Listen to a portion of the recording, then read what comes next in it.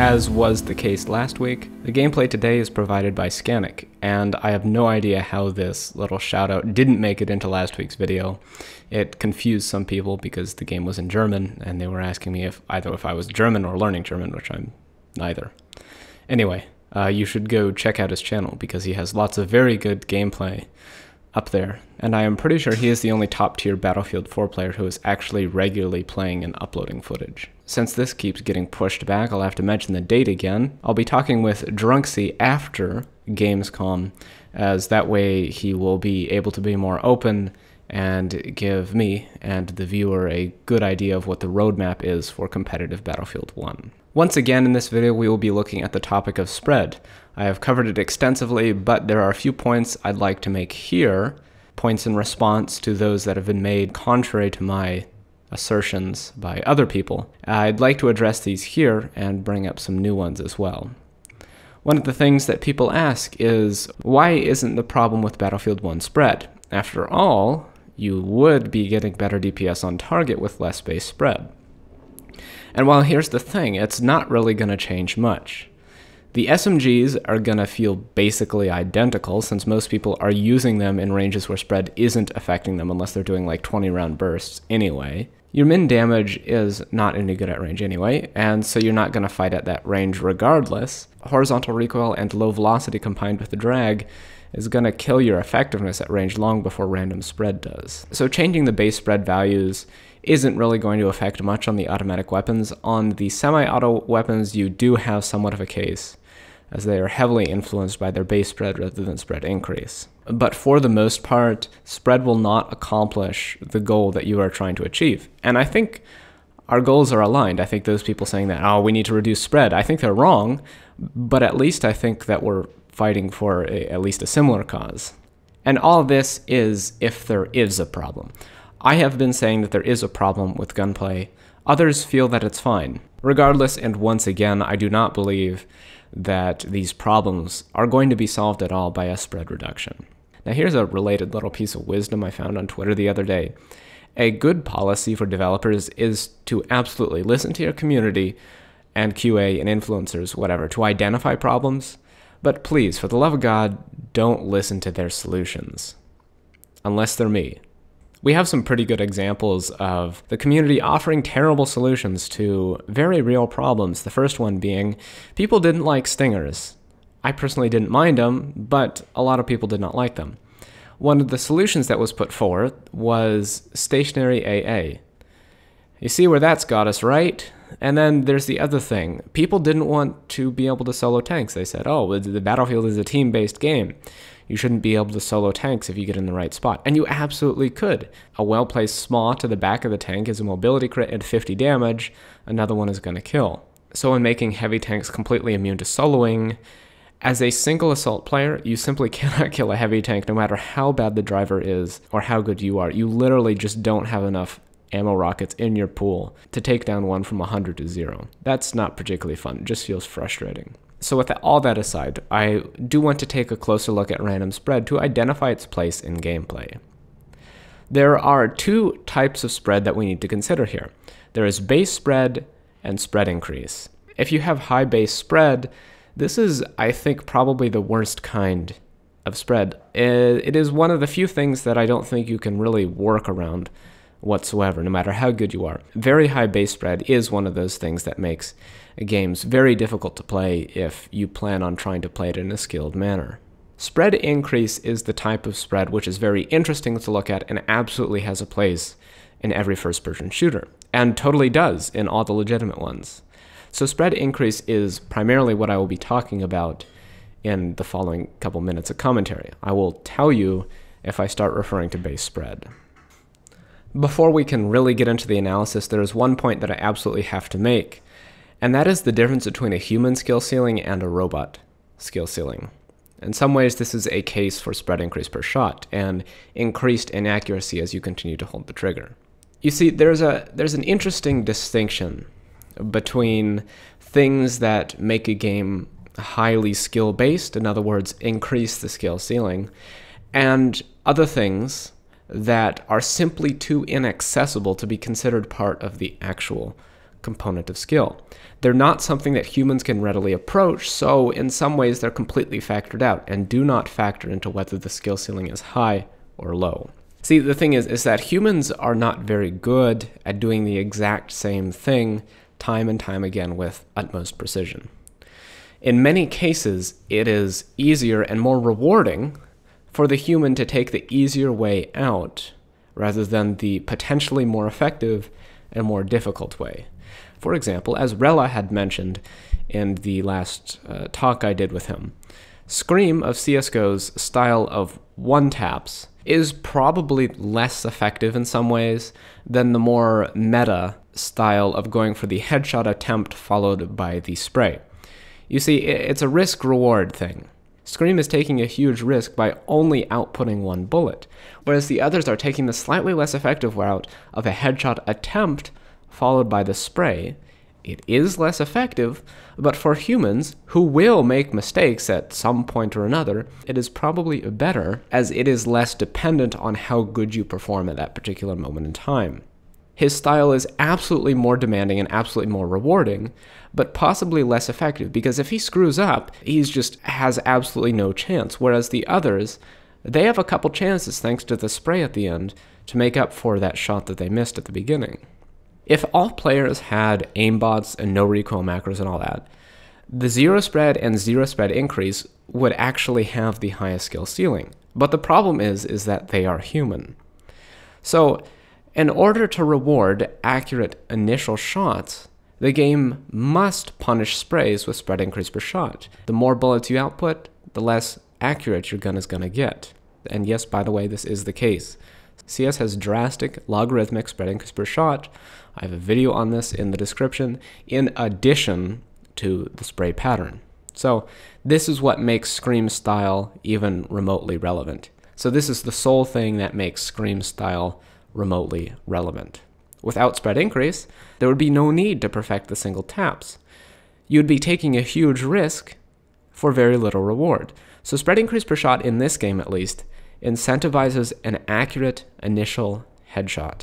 Now, there's an argument that people often bring up that Battlefield 3 was good because it has no spread.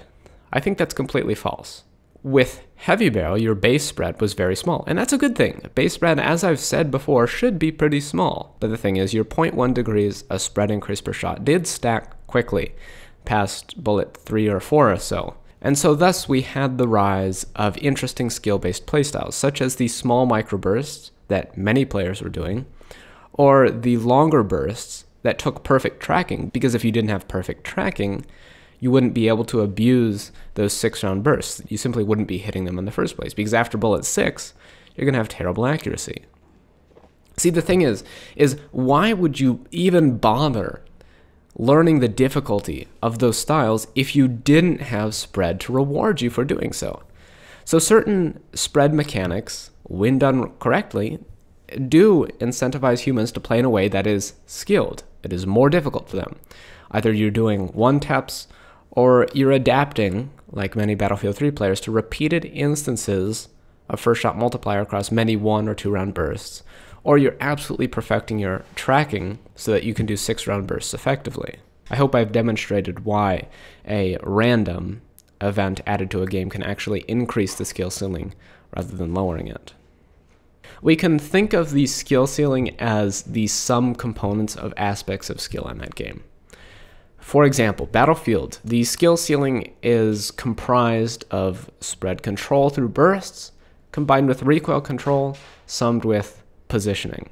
In CS, we have spread control through taps, spray control, and positioning as well. So here's the thing. We've got 3 components in each of those games: recoil, spread, and positioning.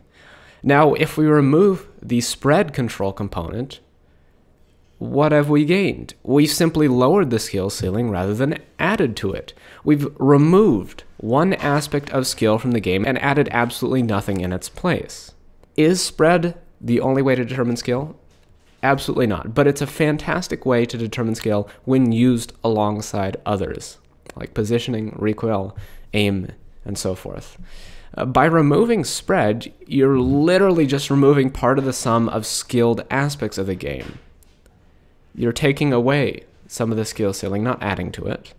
In CS, if you had no spread, what would be the reason for skill-based one-taps? There's no reward for all that risk you're taking by not following it up with a spray.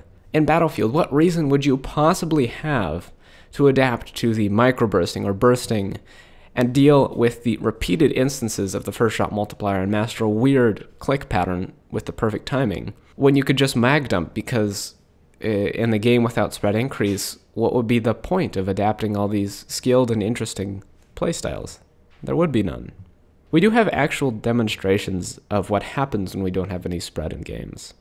Rainbow Six Siege is one of the first instances that comes to mind. There was a lot of screeching when I brought it up in a couple videos back when I said that the gunplay was bad. And it absolutely is bad. It's pretty atrocious.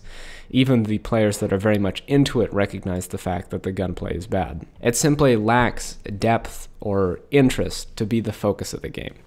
When I pointed this out in the last video, there were lots of comments telling me all the various reasons that made aspects of Rainbow Six Siege good, and none of these aspects had anything to do with gunplay. It's like people recognize that the gunplay is really weak, but they've got to defend the game. And I'm not saying that Rainbow Six Siege is bad, so you don't need to defend it from me, because I do recognize its value. I realize that the focus is not on the gunplay, it's on the interaction between various operators and how they're used.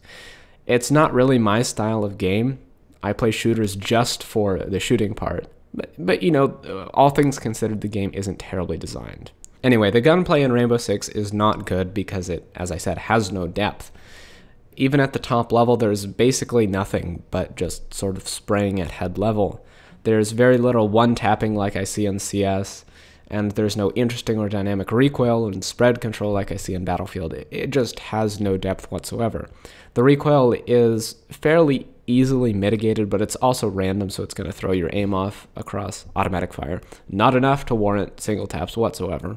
And the fact that spread does not exist in that game and that bullet 1 is just as accurate as bullet 30 makes any sort of bursting that you might consider doing completely pointless. The other example is Call of Duty, which people are going to hate when I compare to Rainbow Six, but the gunplay is fairly comparable. Both games have purely recoil-based balance, and Call of Duty has effectively no spread in many cases, making mag dumps really the only way to effectively play the game.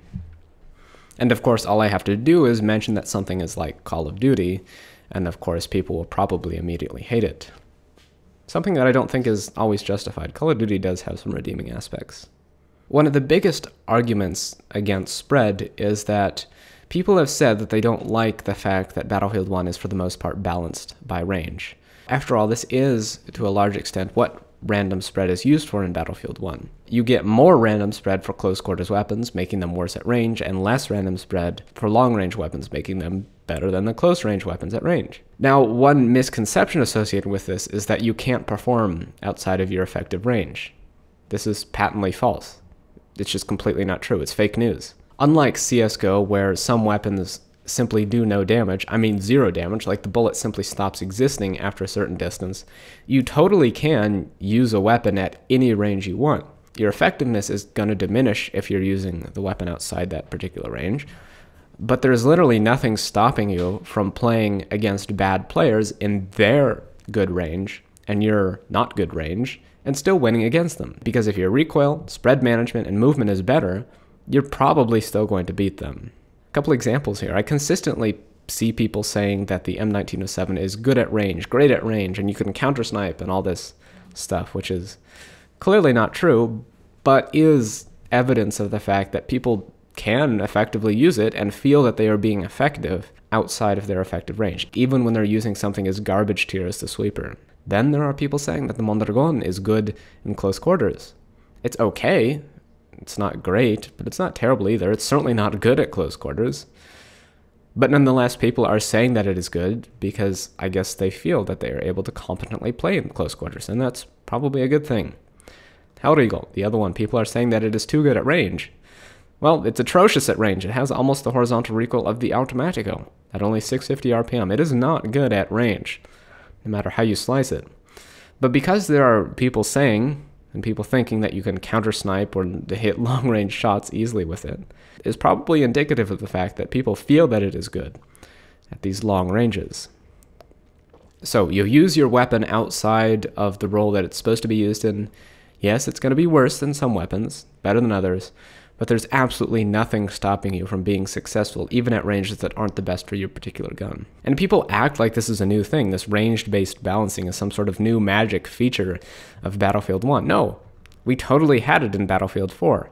As your rate of fire went up in Battlefield 4, the more spread you accumulated per shot, and the slower that spread was to decrease. Although with that said, some people did not particularly care for that part of Battlefield 4. And to that I can say, well, it's literally part of balance. I mean, you take Battlefield 3, why would you use something other than the M16?